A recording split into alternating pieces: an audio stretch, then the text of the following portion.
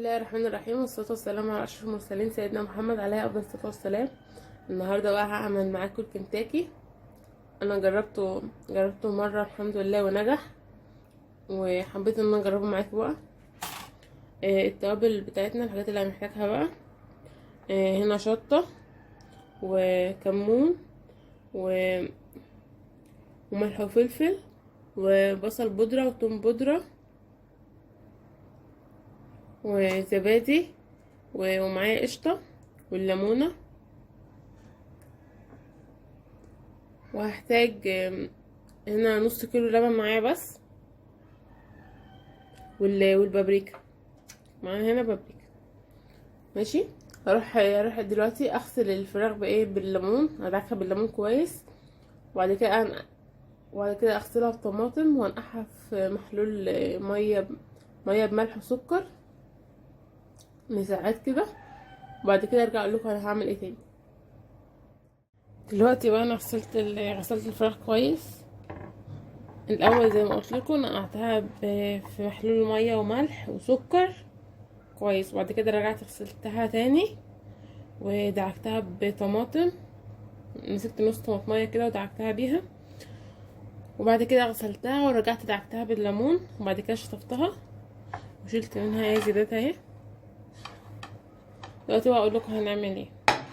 الاول عشان الكنتاكي طبعا او البروست ما بيتسلقش، بيبقى الاعتماد كله عليه في التحمير او القلي. فهعمل ايه انا دلوقتي؟ هنمسك صدر الفرخه اهو،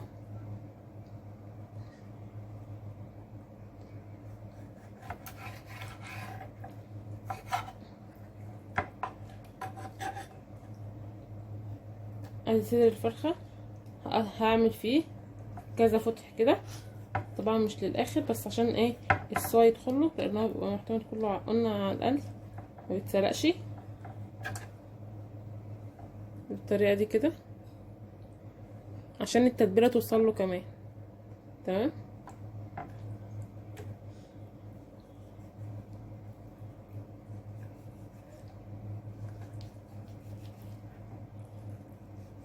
لازم يتقطع من كل ناحيه كده عشان التتبيله توصل له.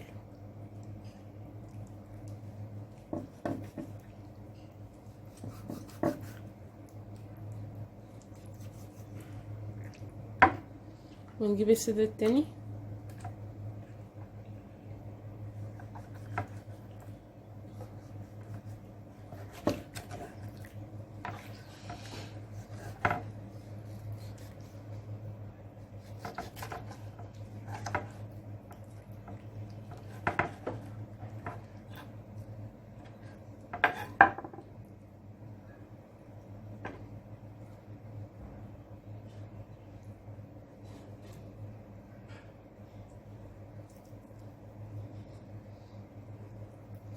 خلي بالكوا بقى انتوا بتشيلوا العظم، عشان العظم ده ايه كارثه الصراحه.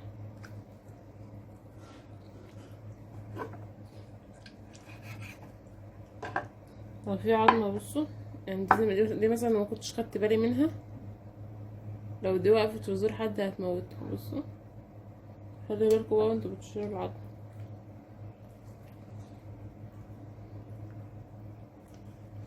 هي ممكن تعملها بعظم عادي، بس انا بقول يعني يتشال العظم احتياطي.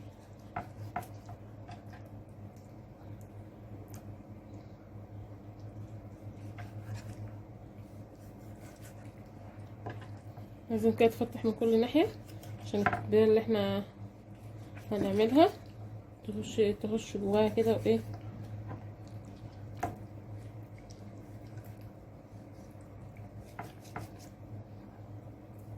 وكان عندي قنصة كمان قلت اخدها في السكة واحطها كمان، مش هتقول لا يعني. وعندي رقبة برضو هحطها. دلوقتي بقى هنيجي للتتبيل. هقول لكم انا هعمل ايه دلوقتي.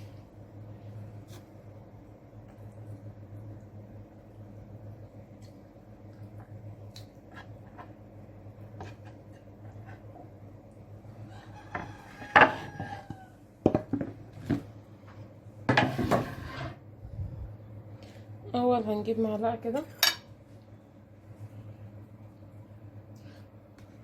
ونبتدي بقى الشطة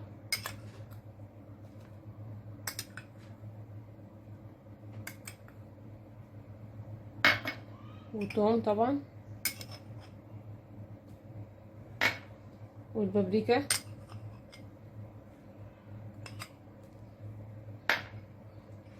وملح وفلفل اسمر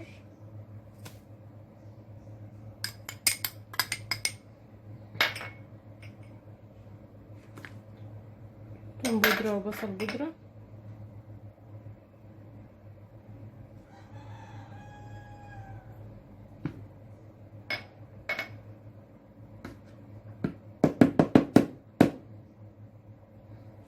جيب معلقة تانية عشان نحط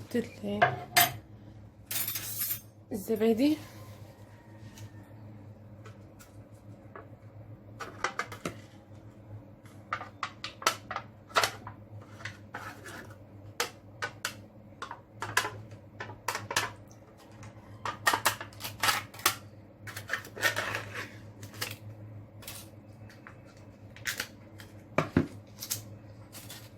بصوا هو ممكن يتعمل بلبن رايب، ممكن يتعمل بلبن عادي بس.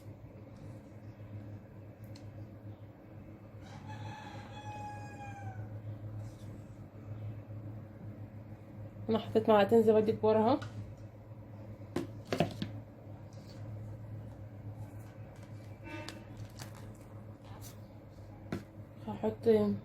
هحط معلقه قشطه بلدي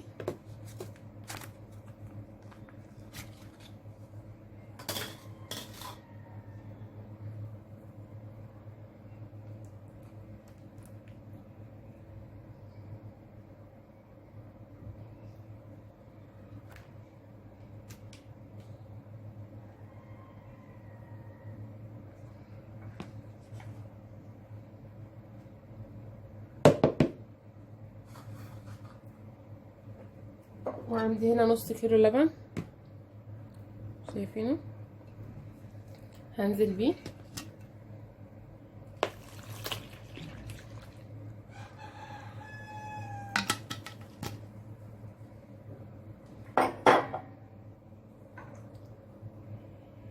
كان عندي وش لبن برضو،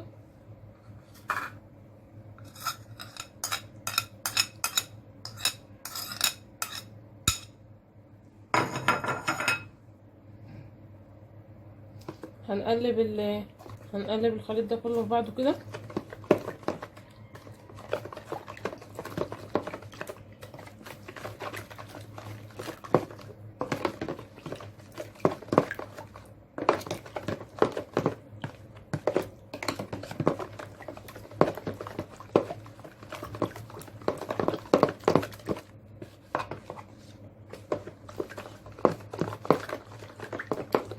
هو بيحتاج الخليط ده يغيب شويه عشان يبقى احلى واحلى لما يتعمل.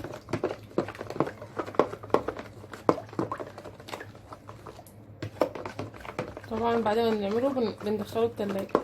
بعد ما نعمل الخليط ده نحطه فيه الفراخ ندخله التلاجة.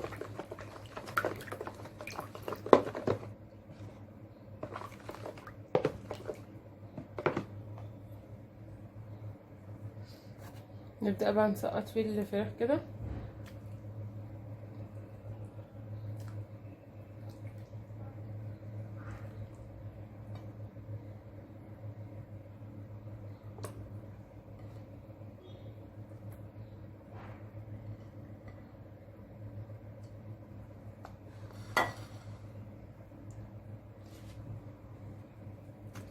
ايه ده مش تفكروني نسينا نحط الليمونه، عشان قلت لكم في ليمونه في الاول.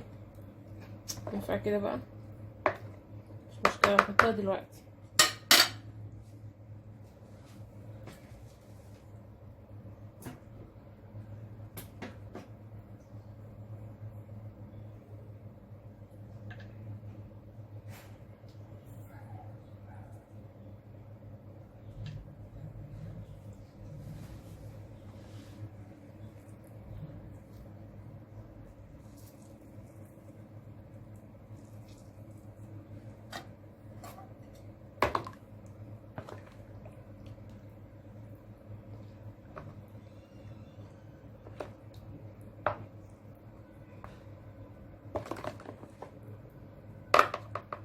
دلوقتي احنا خلصنا الخليط اهو. هندخله التلاجة بقى، ولما ياخد كفايته خالص هنرجع لكم تاني وهنقول لكم هنعمل ايه تاني. دلوقتي انا جبت الخلطه والفراخ من التلاجة اهو، بعد ما سبتها ساعتين تقريبا او ساعتين ونص. ومعايا هنا بقيه البابريكا اللي انا كنت مستخدماها، هستخدمها دلوقتي برضو، والشطه. وجبت هنا زيت، هي بتحتاج ان الزيت يبقى كتير شويه، بس لما بتطلع وبتتصفى من الزيت ما بتبقاش شايله زيت كتير، بس هي لازم تبقى في حاجه كده محكومه وغويطه كده، زي حله او حاجه عاليه يعني، ما تبقاش طاسه. ودي اهو هحط بقى وهحتاج شويه ميه برضو. الاول هحط على الدقيق البابريكا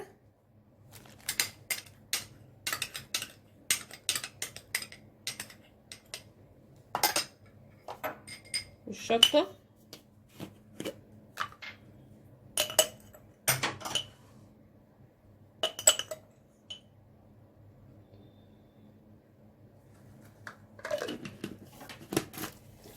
ومعلقتين نشا،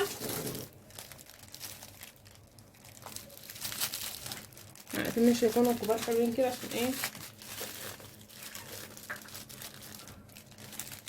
عشان نظام التحمير بقى يطلع مقرمش كده.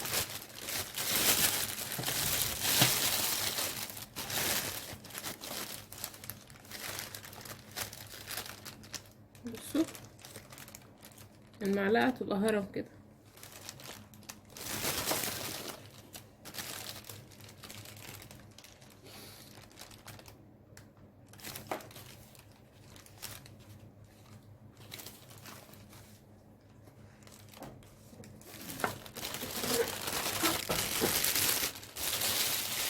هبدأ اقلب الخليط في بعضه، وبعد كده اشيل الفراخ من التتبيله وابدا احطها في الدقيق. وبعد ما احطها في الدقيق هطلعها على ميه وارجع احطها في الدقيق تاني.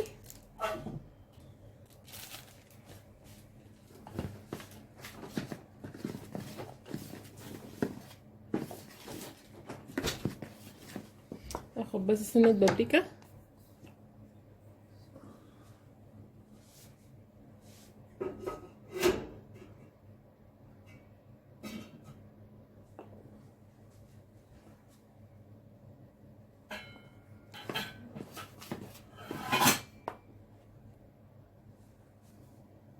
هبدأ كده اطلع الفراخ من التتبيله.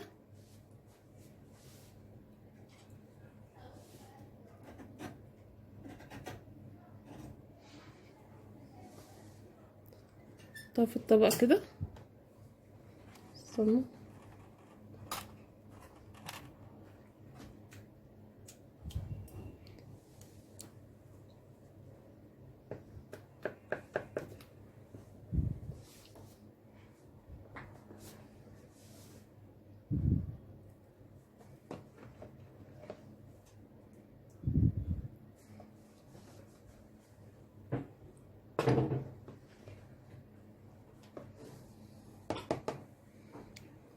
خلاص انا كده بقى هروح اولع زيت عشان يتقدح واحضر الميه واقول لكم نعمل ايه. ادي الدقيق بتاعنا، وجبت شويه ميه زي ما قلت لكم في البوله. همسك بقى الفراخ بتاعتنا دي، هنزل بقى في الدقيق كده. انا مش هبططها زي ما بعمل السمك المقلي، لا بصوا، مجرد ان انا بقى اخلي الدقيق بس يجي على كده واقلبها على الناحيه التانية خلاص.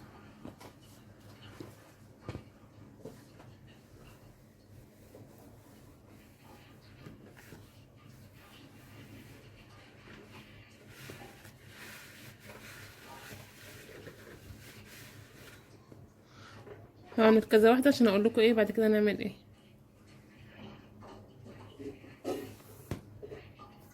وطبعا مولعه الزيت يقدح عشان انا عايزاه سخن جامد.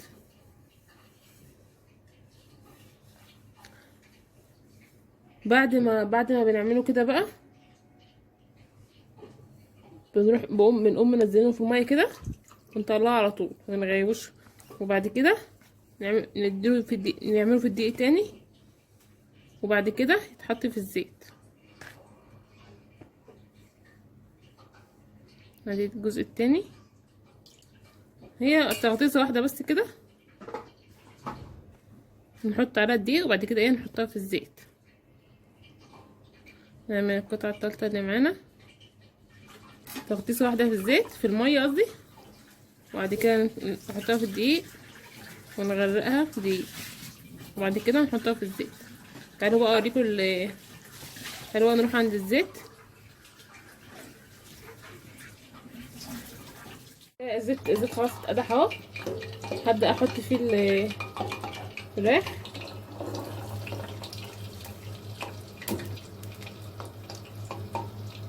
وعلى فكرة هي بتغف زيت، لان هي طبعا ما بتبقاش مستوية، اعتمادها كله في السوا على الزيت، فبتعوز ان هي بتغف شوية على ما تحمر، على ما تستوي.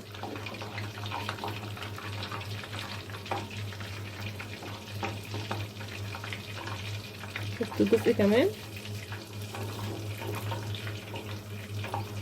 سوا تحمر مع نفسها، واروح اكمل الباقي وارجع لكم تاني. حبيت اوريكم الفراخ وهي في النار، هي بس على صبر شويه. بصوا ده شكلها، طبعا هي لسه محمرتش كده، لسه عايزه وقت كمان.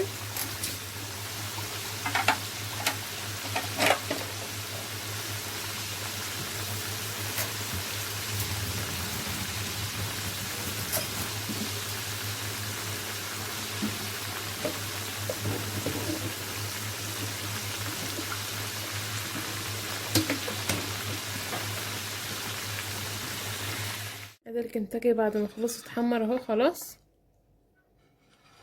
طلع جميل ومقرمش معانا. يلا جربوه بطريقتي وقولوا لي رايكم فيه بقى. السلام عليكم ورحمه الله وبركاته.